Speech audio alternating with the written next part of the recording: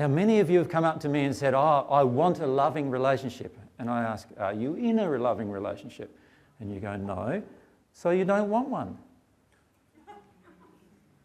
Be honest about it. I don't. Come up to me instead and say, I don't want a loving relationship.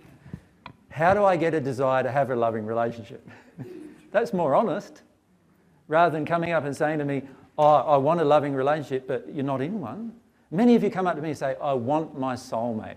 Go away. Like, no, you don't. Like, if your soulmate's not there right in front of you, then did you want her or him? No, you don't. Why wouldn't you? Because I have some very deep emotional reasons why I don't. Right? One of them might be, what happens if he's not what I want?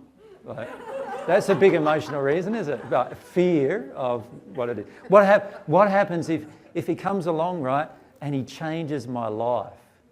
Whoa, like, what happens if, like, I actually give him my heart?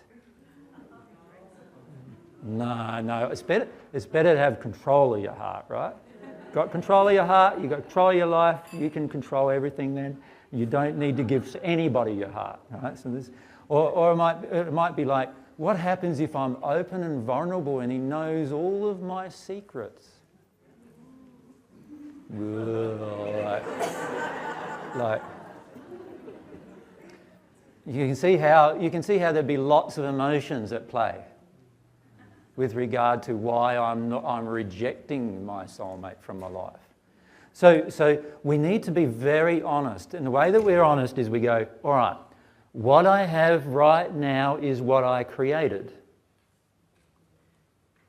I created it because I truly desired it. The law of desire is always at work, and I created it because I truly desired it. What distorted desire would cause this creation? What unloving desire in me would cause this creation? And then when I start digging deeply, I can be honest about a lot of my desires. And wow, I don't want to be open and vulnerable to the opposite sex. Why would I want that? I don't want to be in a loving relationship where I feel like I'm being controlled. I don't want that. I don't want to have to give up my life for some fella. I'm sick of that. Let's be honest about the emotions that are really there, because they are the emotions that I'll need to step through and release, you see. So what I desire, I create. That is a very, very important principle, and I can't stress that enough to you. It gives you a lot of control, ironically, over your life in a soul-based, joyful way, in the sense that you can look at your creation and say, wow, I created that. Isn't this wonderful? I created that. Isn't this wonderful? I created this lack of abundance. I'm a pretty powerful creator. Right?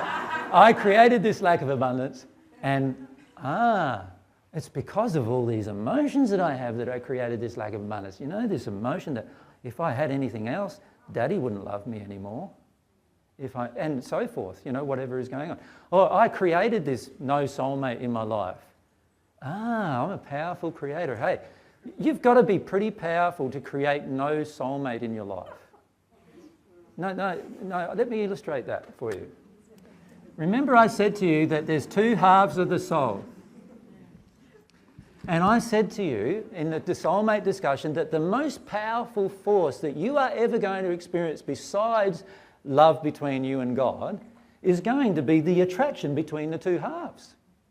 I said that to you, didn't I? That's going to be far more powerful than any attraction to any child, any other relationship you ever have, any business partnership. This attraction is the most powerful attraction that God created. Now, if you're not with your soulmate, you're a very powerful creator in the opposite direction. Does that make sense to you? Like, that you're struggling with all your might to keep you apart. Because if you weren't struggling with all your might to keep you apart, you'd already be together. Can you see that? Because the law of attraction between soulmate halves, and I'm not joking, is the strongest possible force you can encounter. Right? So if that's the case, you can see that my desires must be very powerful to even keep the strongest possible law of attraction that God has created apart. That's how powerful your desires are. That's how powerful even your negative desires are, let alone your positive ones. So that's a very interesting thing to think about.